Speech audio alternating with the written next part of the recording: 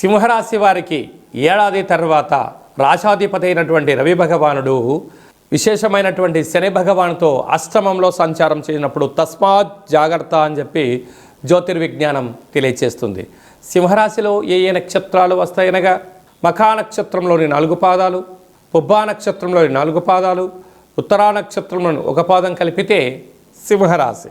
రాశాధిపతి రవి భగవానుడు.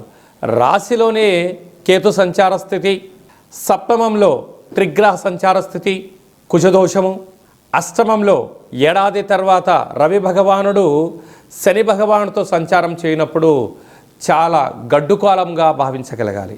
కనుక ఈ ఏప్రిల్ మాసం అంతనూ కూడా సింహరాశి వారు ఏదైనా కొన్ని నిర్ణయములు తీసుకునే కాల సమయంలో వీటిని వాయిదా వేసుకోవడం ఉత్తమోత్తమం. దూరావాయు జల ప్రయాణాలు చేసేటప్పుడు ఎన్నో జాగ్రత్తలు అవసరమని చెప్పి కూడా గుర్తు పెట్టుకోగలగాలి. క్రయ విక్రయాలు చేయకపోవడం, షేర్ మార్కెట్లో పెట్టుబడులు పెట్టకపోవడం ఉత్తమోత్తంగా భావించగలగాలి.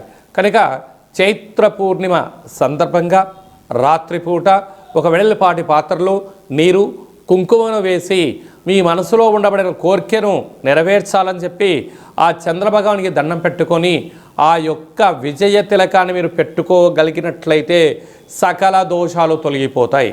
ఆ తదనంతరం ఈ యొక్క నీటిని మందారపు వృక్షాన్ని కానీ అంటే ఎర్రటి పుష్పాలు పూసేటువంటి వృక్షాలకు ఈ నీటిని పోయగలిగినట్లయితే విపరీతమైనటువంటి ఐశ్వర్యం మీ సొంతమవుతుంది.